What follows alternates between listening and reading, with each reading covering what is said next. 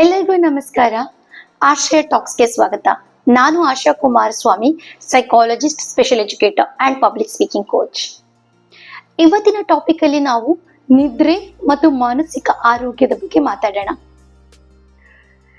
ಜೀವನದಲ್ಲಿ ನಾವು ಹಲವಾರು ವಿಷಯಗಳನ್ನ ನಿರ್ಲಕ್ಷಿಸಬಹುದು, ಆದ್ರೆ ನಿದ್ರೆಯನ್ನ ನಿರ್ಲಕ್ಷಿಸಿದ್ರೆ ಅನೇಕ ಅನಾನುಕೂಲಗಳನ್ನ ನಾವು ಅನುಭವಿಸಬೇಕಾಗ್ತದೆ.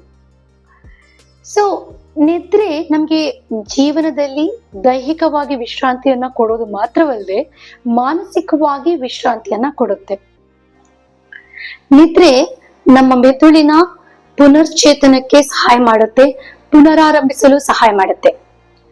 ಭಾವನೆಗಳನ್ನು ಸಮರ್ಪಕವಾಗಿ ಸಮತೋಲನದಲ್ಲಿ ಇಡಲು ಸಹಾಯ ಮಾಡುತ್ತೆ. ನಿದ್ರೆ ಕಮ್ಮಿ ಮಾಡಿದ್ರೆ ಏನಾಗುತ್ತೆ?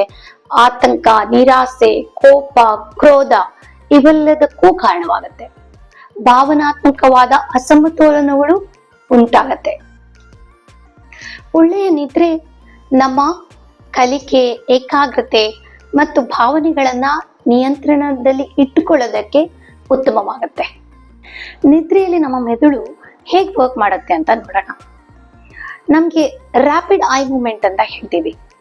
ನಿದ್ರೆಯಲ್ಲಿ ರ್ಯಾಪಿಡ್ ಐ ಮೂವ್ಮೆಂಟ್ ಆದಾಗ ನಮ್ಮ ಮೆದುಳು ದಿನದಲ್ಲಿ ಏನೆಲ್ಲ ಭಾವನಾತ್ಮಕವಾದಂತಹ ಘಟನೆಗಳು ನಡೆದಿರುತ್ತೆ ಇದನ್ನ ಪುನರ್ವಿಮರ್ಶೆ ಮಾಡುತ್ತೆ.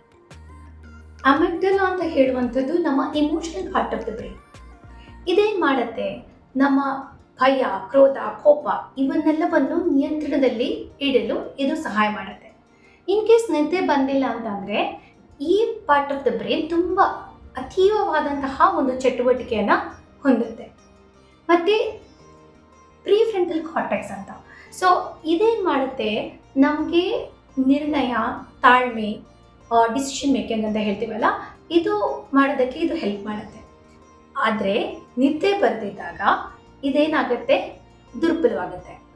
ಯೋಚನೆ ಮಾಡಿ, ಅಮಿಗ್ಡಲಾ ಅತೀವವಾದ ಚಟುವಟಿಕೆಯನ್ನು ಹೊಂದಿ ಇಮೋಷನಲ್ ಇಂಬ್ಯಾಲೆನ್ಸ್ ಮಾಡುತ್ತೆ. ಅದರ ಜೊತೆಗೆ ಪ್ರೀಫ್ರಂಟಲ್ ಕಾರ್ಟೆಕ್ಸ್ ಏನಾಗುತ್ತೆ? ತಾಳ್ಮೆ ಅಥವಾ ನಿರ್ಣಯನ ತೆಗೆದುಕೊಳ್ಳೋದಕ್ಕೆ ಆಗಲ್ಲ. ಅದರ ಜೊತೆಗೆ ಕಾರ್ಟಿಸೋಲ್ ಅಂತ ಹೇಳುವ ಒತ್ತಡದ ಹಾರ್ಮೋನು ಹೆಚ್ಚಾಗುತ್ತೆ.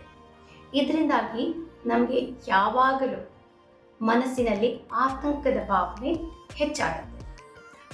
ಡೀಪ್ ಸ್ಲೀಪ್ ಹಂತದಲ್ಲಿ ನಮ್ಮ ಮೆದುಳು ಹೊಸತಾಗಿ ಕಲಿತಂತಹ ವಿಷಯಗಳನ್ನು ಸ್ಥಿರಗೊಳಿಸ್ತದೆ, ಹಾಗೆ ನಮ್ಮ ಮೆಮೊರಿಯನ್ನು ಸುಧಾರಿಸ್ತದೆ, ಹಾಗೆ ಹೊಸದಾಗಿ ಕಲಿಯೋದಕ್ಕೆ, ನಮಗೆ ಫೋಕಸ್ ಆಗಿ ಇರೋದಕ್ಕೆ ಇದು ಹೆಲ್ಪ್ ಮಾಡುತ್ತೆ.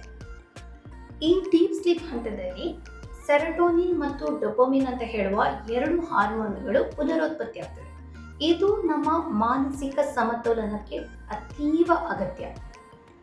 ಈ ಹಂತದಲ್ಲಿ ಪ್ರೀಫ್ರಂಟಲ್ ಕಾರ್ಟೆಕ್ಸ್ ಏನಾಗುತ್ತೆ?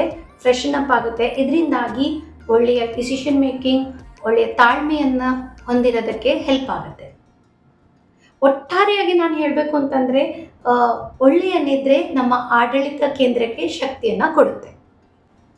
ನಿದ್ರೆಯನ್ನು ಗಂಭೀರವಾಗಿ ಪರಿಗಣಿಸಲೇಬೇಕು. ನಿದ್ರೆ ಬರೀ ವಿಶ್ರಾಂತಿ ಮಾತ್ರ ಅಲ್ಲ, ಇದು ನಮ್ಮ ಮೆದುಳಿಗೆ, ಆತ್ಮಕ್ಕೆ, ಬದುಕಿಗೆ ಬಲ ಕೊಡುವಂತಹ ಒಂದು ಮೂಲ. ನೀವೆಷ್ಟೇ ಕೆಲಸ ಮಾಡಿ at the end of the day ನೀವು ನಿಮಗೋಸ್ಕರ ಟೈಮ್ ಕೊಡೋದಿದ್ದಲ್ಲಿ ನೀವು ಮಾನಸಿಕವಾಗಿ ದುರ್ಬಲರಾಗೋದು ಖಂಡಿತ. ಸೊ ಅದಕ್ಕೋಸ್ಕರ ಸರಿಯಾದ ನಿದ್ರೆ, ಸರಿಯಾದ ಆಹಾರವನ್ನು ತೆಗೆದುಕೊಂಡು ಮಾನಸಿಕವಾಗಿ, ದೈಹಿಕವಾಗಿ ನಾವು ಸದೃಢವಾಗಲೇಬೇಕು. ಮತ್ತೆ ಇನ್ನೊಂದು ವಿಡಿಯೋದೊಂದಿಗೆ ನಿಮ್ಮನ್ನು ಭೇಟಿ ಆಗ್ತೀನಿ. ಅಲ್ಲಿವರೆಗೂ ನಮಸ್ಕಾರ. Thank you.